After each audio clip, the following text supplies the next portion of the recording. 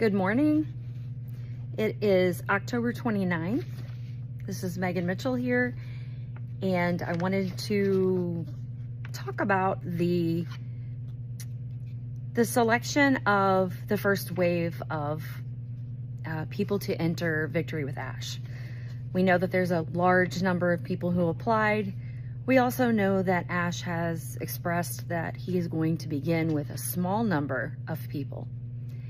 And I wanted to bring some insights from my experience in education about why I think this is very strategic and why I think it is very intelligent and it is designed for our success.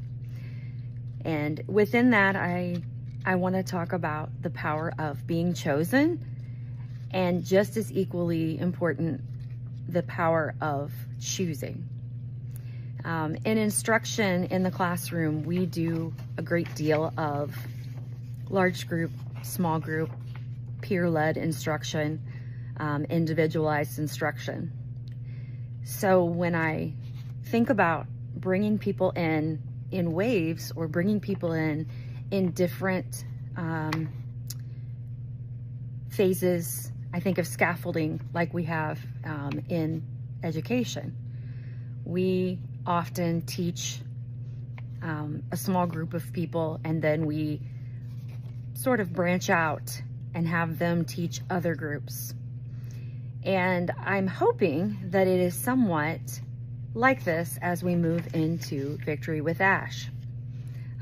If you've ever been involved in a group project or something where you had to, I don't want to say pick a team or pick a group, that can be a little bit stressful, because we know that often the strongest performers get picked first, or I should say the most popular people get picked first.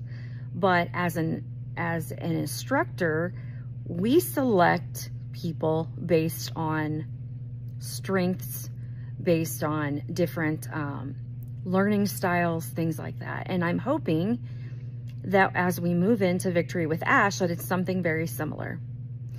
You know, if you've ever had to be the one who is choosing the team, you know that that is a very, very difficult role to be in. We don't want to be put in that role if we're unprepared. So if you are someone who is chosen in the beginning to move into the first phase, then congratulations, that is an incredible role to be in. But equally as important is anyone who is able to choose what leader they get to join. This is an incredible position to be put in, because hopefully you're going to look for people that are in alignment with your goals and your sort of moral characteristics, the things that you look for in a person. And there's a lot of different things that we could look for. There's a lot of benefits to having instruction for a small group, and then having those people who are learning first to branch out and scaffold and duplicate what they've learned. There's camaraderie. That's one of the benefits of small group, or I should say peer-led groups. There's confidence building. If we're comfortable with people, we often feel more inclined to share and more inclined to be leaders ourselves. There's a whole bunch of different things that go into, you know, shared understanding. Maybe you don't understand something from a large group of people, but you feel comfortable reaching out to those leaders, if you want to call them, or the people who have been in the forefront of moving into this movement. You feel comfortable with them. So pick someone that you respect, pick someone that you know is professional, that's going to be helpful, that is going to be a service leader, someone who is selfless, who is a dreamer, and who's inspiring. You know, I mentioned before that I created my acronym BIRD because I love birds, and I want to be bold. I want to be inspired and inspiring.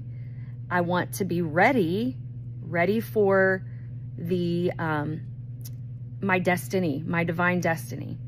So I hope that you realize that no matter when you come into this big educational platform, that you have a position of power, no matter whether you were chosen to be in the initial phase or whether you are choosing to join someone who was in the initial phase.